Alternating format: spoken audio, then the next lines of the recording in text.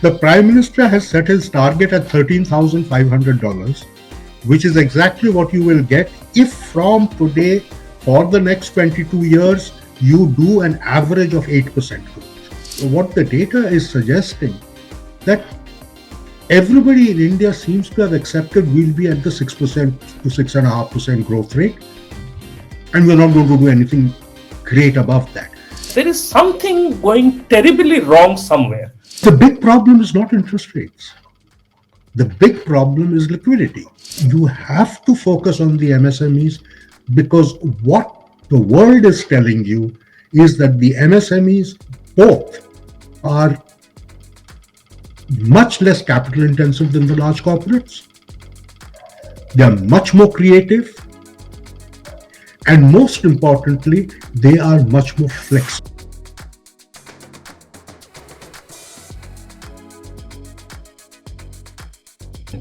Welcome, Dr. Sen. Thank you. We are very fortunate to have you here. Let's dive straight into today's topic. The government has released the latest GDP estimates that pertain to the October-December quarter of FY24-25. They've also released the second advance estimates for the full financial year. GDP growth is now estimated at 6.2%, sharply lower than what it was a year ago in this quarter. For the full year, growth is now estimated at 6.5%, which is even a bigger slump compared to the revised numbers for FY23-24, which are now estimated at 9.2%. Now, that's a little surprising, but we'll get to that later. But be that as it may, if we just go by the numbers, what do you see in these numbers? Well, Rajesh, the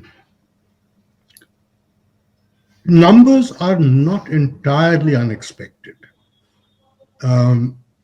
We had gotten into a mindset where we believed that anything less than 7.5% to 8% was an underperformance. But if you actually look at the data in terms of what are we capable of producing as an economy, if we can sustain a growth of 6.5%, we are lucky. So we should be around 6.5% if things work out properly. And we are, I think, essentially trending to that figure. That's what the data suggests for the moment. And if you look at the data a little more carefully, what you find is that the trend growth, which is essentially driven by what is happening to capacity creation in the country, which is through investments, so it's capital formation, that still seems to be around 30%, little up, little down, and that will support a growth rate of somewhere between 6 and 6.5%, which is what we are doing. Now, the big surprises that we had earlier was that consumption was very low. Consumption growth was extremely low, which simply didn't make sense, because to support a growth rate of 6.5%, you need consumption to grow at somewhere around 6% or thereabouts. And consumption was earlier shown to be growing at about 4%. But now that the back series has been revised, last year's numbers have been revised, consumption growth has been significantly stepped up, but it's not been stepped up by enough. So there is something happening that we don't fully understand in terms of what is the growth driver. Investments clearly are not the growth driver as of now, which essentially means that for the next 4 to 5 years, 6.5% is about the best we can hope to sustain. But if you look at the breakup of the numbers that we have, and you take away from it agriculture, which has grown extremely fast in this quarter, it's over 5.5%, everything else seems to be puttering along at the same rate. So we are probably, if you think, decelerating in some, sorry, or in fact decelerating in some cases. in some cases it's decelerating. So it's agriculture which has given a major push. It's added about 0.3, 0.4 percentage points to the overall growth rate, the increase in the agricultural growth, which is a good thing. I mean, in and of itself, it's a good thing. If it leads to greater rural incomes and greater rural consumption, then for the somewhat longer run, that's also a good thing. But it's not something that one can count upon for a sustainable growth path. And that is really the issue. Right. I mean, in fact, just to get the numbers out there, agriculture grew 2.8% last year. And this year it is estimated to grow 4.6%. And that's precisely the question. Agriculture seems to be doing the heavy lifting. And the question is that sustainable? Even as we speak, this 4.6% is based on a sense of optimism that the performance of Kharif output would carry through the Rabi season as well. And now we are also hearing reports because of relatively hot weather, wheat crop might get affected, and we may not actually have a very good Rabi harvest as we were expecting. And if should that turn out to be true, then you may actually see the final numbers on agriculture may not be 4.6%. And as you said, effectively, there isn't a lot of structural changes that have, there are no structural reasons to actually see this spike in agriculture growth, right? And so whether it... the Rabi crop, the sowing was very good, which is what is showing up in the high growth figure. The real question is going to be what's going to happen to the cropping data. That's the final data point that you're going to get. So if there is an adverse climate shock, that is, as you said, the summer is coming early, then you may actually see a downward revision. Yeah. So you may have your overall number going somewhere wrong. This is correct. Yeah. So, but let's come back to the biggest concern that has been thrown up over the last 3 quarters as the data have come in. If we go by the government data, manufacturing did fantastically well in 23-24, double-digit growth. And even in the first quarter, when the country was busy contesting, having an election, even then it grew 7.5%. Then comes a sudden slump in the July-September quarter. Initially, it was estimated to be 2.7%. Today's data shows it was even worse at 2.1%. And now, October, December, we have estimated it at 3.5%, which we hope will accelerate a bit in the quarter 4. And overall, we are hoping that we would get a 4.2% manufacturing growth. But 4.3% compared to some 12% manufacturing growth last year, and 3.5% in October-December quarter compared to 14%, almost 1 quarter. What has gone wrong? Well, as far as manufacturing is concerned, one needs to be a little careful, Rajesh, because the data, the footprints that we get are essentially from the large corporate sector, the listed companies. Now, if you think about what had happened post-COVID, because of the damage that took place in the MSME sector, the large corporates gained a huge amount of market share. But this was a finite game. So they were eating into territory vacated by the MSME sector. Then that starts tapering off, number one. Number two, the corporates have been investing, but they haven't been investing that much. So their capacity growth hasn't been that great. So their capacity utilization has grown, but hasn't grown very much, which is why there is a muted number. The real issue is what happened last year to give this massive jump. And I think the main reason for that was that if you look at the estimates that were made for last year prior to the revised estimate, the number was actually much lower. Yeah. Yeah. It's now been revised upwards. And the question that then one has to ask is the new data that you have on this is the data for the unlisted companies.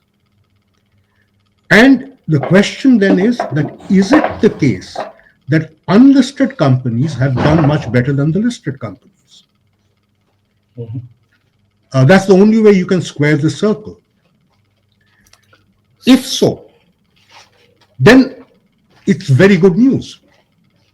So even if it were to get revised, that the unlisted, the informal sector has done better than what it was initially assessed to be. From 4.3%, you may go up to 5, 6 at the most.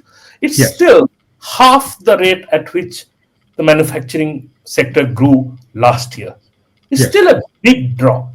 It kind of suggests that there is something going terribly wrong somewhere. What could that be? Look, in manufacturing, what we do know is that post-COVID, there was so much damage to the manufacturing sector in India. Now you're looking at smaller companies who had to stop production. They had to close down. Now they have to restart, which means you go through the whole process of finding investment money to be able to restart and reinvest. Banks have become risk averse. They're preferring to give personal loans to production loans. So it's going to take time. I don't think there's any question about it. The real issue there is whether that process has started. If it has, that's good. On manufacturing and in terms of identifying constraints and hurdles, let's go over to looking at the interest rate regime, looking at the investment trends, and looking at what's also happening to savings. What would be your take there? But the big problem is not interest rates. The big problem is liquidity. We as a country, when we were in our normal steady state growth pattern right from the mid-90s on to mid-2015-16, thereabouts, the money supply used to grow at about 11 to 12% per year. Over the last few years, the money supply has been growing at about 7 to 8%. Now, think of that part of the economy which does require cash. And a very large part, despite demonetization, the fact is a very large part of the Indian economy continues to be a cash-driven economy. Now, if there is a shortage of liquidity, then what you're going to get is something which becomes a little peculiar, which is that people who need cash are not getting it, therefore they cannot do the economic activities they would want to do. The money that's in the bank is going in to fund essentially credit, which really goes to the larger organized sector. So you're actually creating a bigger wedge between the large corporates and the rest. Yes. And that is what we need to. So the balance between money supply growth and credit growth is extremely important. Would it be right to say that even with the latest repo rate cut, it's really not going to have any of the intended impact so long as the liquidity situation doesn't improve? Which No, repo, you see, the repo is a way of getting some liquidity in, not much, but some.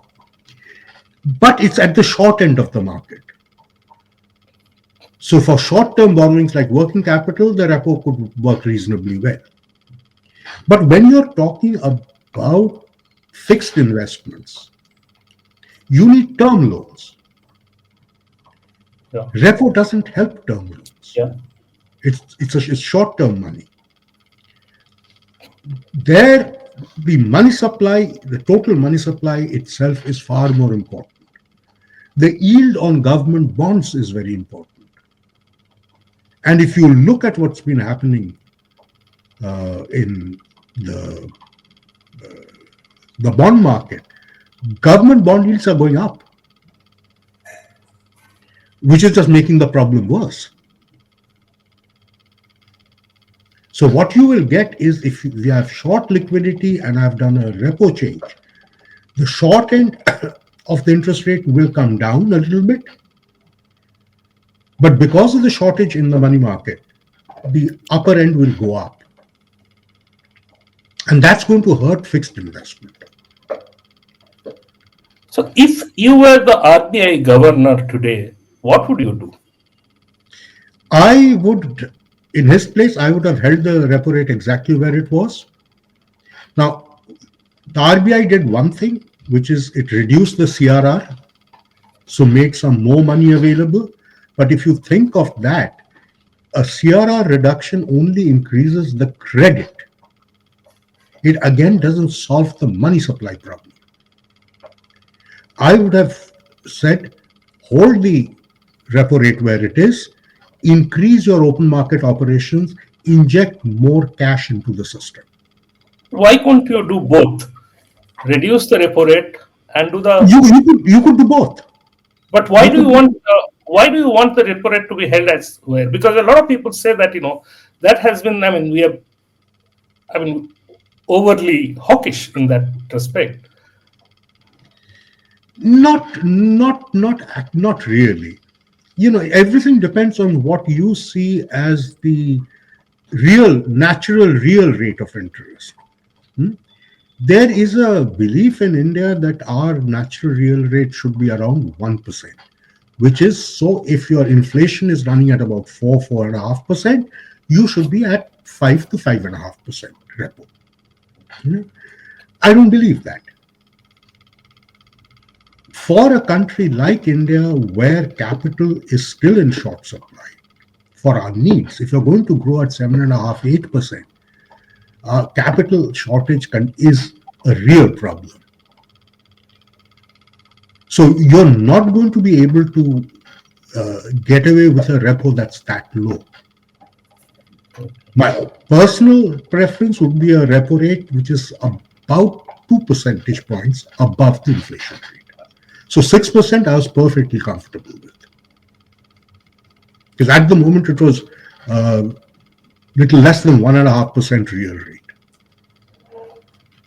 Talking of inflation, do you think it's going to be on a downward journey, or it's going to stay rigid as it is?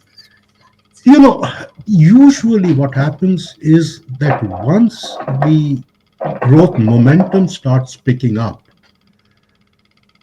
inflation will go up. And now that's not a bad thing. Because what's happening is that if you think about investment, which will have to be the driver, when investments are being made, right, it's adding to demand, but not adding to supply, because it will take 3 to 4 years for the supply to come through. But 3 to 4 years later, the supply will come. and then your inflation comes down. So inflation itself, when you're targeting high growth rates, you should be willing to tolerate an inflation number which is fluctuating, which is why you need to have a band, which is why we talk about the 2 to 6% band. So at the times where you're pushing for growth, pushing for investment, be prepared for the inflation rate to go up. But as we speak, inflation seems to be more leaning towards 6 than 2 directionally, or Yes. staying high, and our growth remains sluggish. Let me ask you: Are we staring at a state of stagflation? Not quite yet. And I don't think we are there yet, because if you look at the investment numbers, right, they are not showing any great sign of weakness. They're just showing signs of stability. So what the data is suggesting, that everybody in India seems to have accepted we'll be at the 6% to 6.5% growth rate, and we're not going to do anything great above that. I don't think there is a major danger as of now of the country sinking to, let's say, below 5%. No, I mean that's fine. The 6.5% is not bad, Mhm. provided it's kind of evenly distributed across all sectors. Manufacturing is where you do really would like the numbers to change, but with 6.5%, over the next 20 years, or 22, 23 years, 2047, when India turns 100, your per capita income would still be about 8,000 odd 8,000, dollars. 8,500. Yeah, but you want the Prime Minister's ambition and the aspirations of a lot of people here is that we want to be part of the developed bloc, Dixit Bharat, by 2047, which means you need to have a per capita income of at least $25,000 as compared to $2,500 now, which is, we are looking at a tenfold growth in 24 years, No, no. which was a 12 to Rajesh, 13%. you're overstating it. The Prime Minister has set his target at $13,500, which is exactly what you will get if from today for the next 22 years you do an average of 8% growth. How early do you think we can get onto that 8% trajectory? As you were suggesting now, for a few years, we'll have to settle for 6.5%. Yes. Uh, Yeah. Well, the only way, I mean, again, you look around it. One of the things that people miss when they look at developed countries, they always think of these gigantic corporations. Hmm? But the fact of the matter is, almost every developed country, whether it's Japan, whether it's Germany, whether it's the United States, whether it's Italy, the bulk, the bulk of their manufacturing output comes from MSMEs. The large corporates are essentially in the business of designing and marketing. They are not in the business of production. Now, if we forget that and we think that the large corporates who will be completely vertically integrated will give us that kind of result, it's not going to happen. So the point is that you have to focus on the MSMEs, because what the world is telling you is that the MSMEs both are much less capital intensive than the large corporates. They are much more creative. And most importantly, they are much more flexible. There is another dimension which we have to talk about, which is income distribution. So we've got good growth post-COVID, but that growth has been distributed so unequally that we cannot rely on our consumption growth sustaining over time. Because people at the bottom of the income distribution, they are not seeing their incomes grow. It's only the people who are at the very top, people like you and me, top 10%. Now, that's not a recipe for growth at all. So, which is why, when you think about the economic system, you think about the Indian economy. Yes, the corporates do need to grow because they have the reach, they have the ability to bring in technology, they have all kinds of things going for them. But high growth requires the corporates and the MSMEs to grow together at roughly the same pace. Right? Now, if you think about MSMEs, you can separate them into two very distinct categories. One category are those MSMEs who are in the business of providing inputs to the corporates. So they are ancillaries. And there's a large chunk of that. But by far the larger chunk are those who are directly competing against the corporates. Both of them have the role to play. So as corporates grow, the ancillaries will grow. And we are already seeing it. That's happening today as we speak. It's the other category which is suffering. And that is the category that's important because what it does, it first of all, it provides, as you said, they cater to localized market. They are much more sensitive to demand conditions. The second thing is they provide competition. They keep the corporates honest. Right. So we have to be, we shouldn't lump MSMEs together into one homogeneous group. This separation is important. And you have to keep your eyes on both. Okay. So if I may sum up, what you are saying, the GDP numbers are more or less along expected lines. They may not be good enough, but they are not so bad either. There is reason to remain hopeful, provided we get a few things right. And among all the things that we need to get right, we need to go big on small businesses. Thank you so very much, Dr. Sen, to be with us. And thank you, all our audience who are joining in. If you have liked the show, press the bell button, subscribe to us, keep coming back to us. Thank you very much. Thank you, Rajesh.